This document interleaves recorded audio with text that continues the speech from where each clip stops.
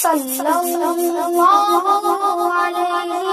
وسلم صلی اللہ۔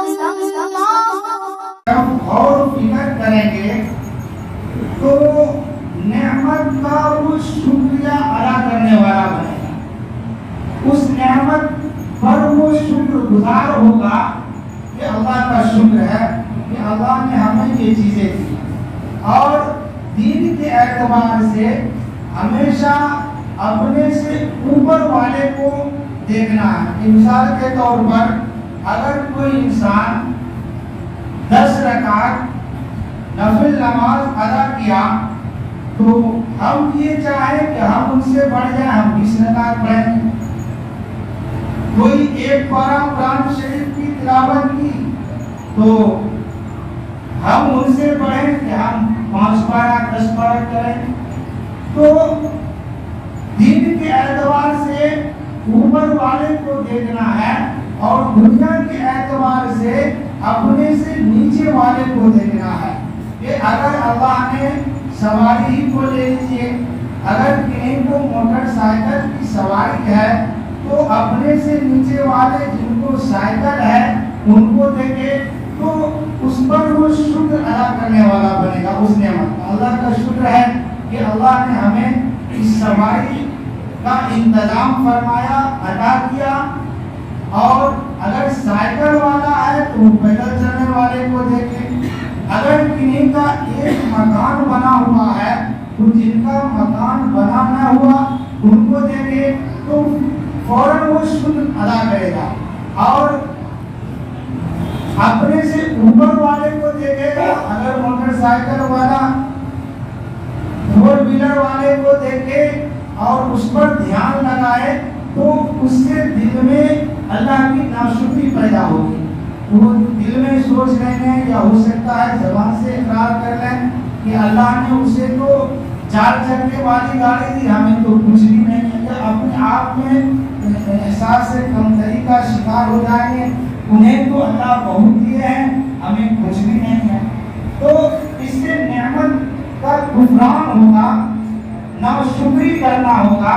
تو اسی کے بارے میں اللہ نے فرمایا لئن شکرتم لازیدنکم، جو بھی نعمت ہے اگر تم اس نعمت کا شکریہ ادا کرنے والے بنو گے تو اور میں اس میں بڑھا دوں گا، اضافہ کر دوں گا۔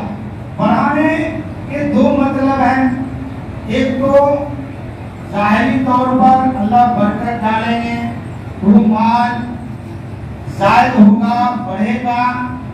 اور دوسرا یہ ہے کہ وہ نعمت آپ کے پاس باقی رہے، سلب نہیں کی جائے گی، چھینا نہیں جائے گا، وہ نعمت آپ کے پاس باقی رہے۔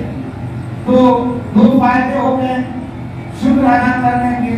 تو میرے محترم بزرگ و دوستو، اللہ تبارک و تعالیٰ نے اس ترقی کے دور میں ہر ایک شخص کو کھاتا پیتا بنایا، اور الحمدللہ اللہ کا لاکھ لاکھ شکر ہے اور احسان ہے کہ اس دور میں، اس ترقی کے دور میں کوئی بھوکا نہیں سو رہے ہیں، مال کی وجہ سے ہو یا اناج کی وجہ سے ہو۔ یہ کتنا بڑا اللہ کا احسان ہے۔ نہیں تو آپ حضرات بھی پڑھے ہوں گے، نہیں تو سنے ہوں گے کہ قحط سالی کا دور آتا تھا، علاقہ کا علاقہ صاف ہو جاتا تھا، ختم ہو جاتا تھا۔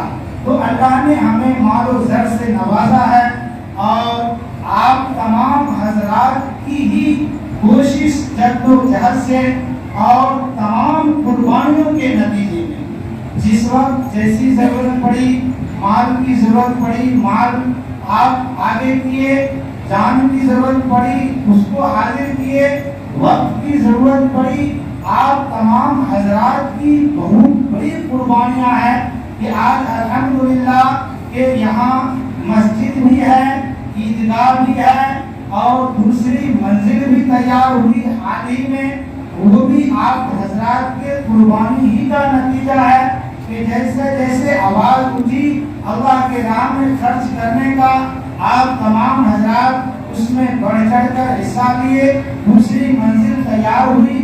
اب میرے محترم بزرگ و دوستو، بارہا آپ فضیلت بھی سن رہے ہیں کہ اللہ نے اس گاؤں میں بلوارا گاؤں میں مدرسے کو تعمیر کروائے. اللہ بلوارا گاؤں میں مدرسے کی تعمیر کروا رہے ہیں.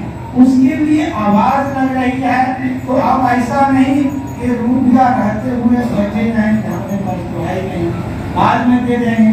تو یہ ناشکری کا الفاظ ہے لیکن اس کو نکالنا نہیں چاہ رہے ہیں.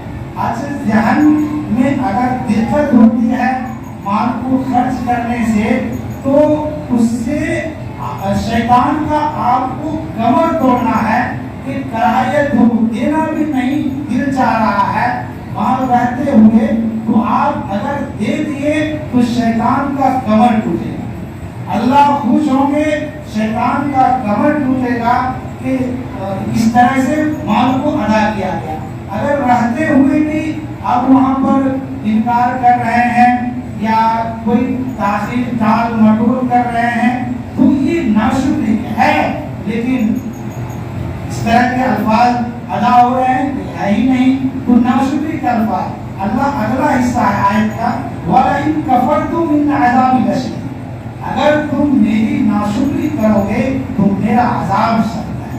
اس لیے میرے محترم بزرگ و دوستو, آپ حضرات کی بہت بڑی قربانیاں ہیں اور آپ حضرات اس زور شور سے جو تعمیرات کا کام چل رہا ہے آپ حضرات بخوبی دیکھ رہے ہیں.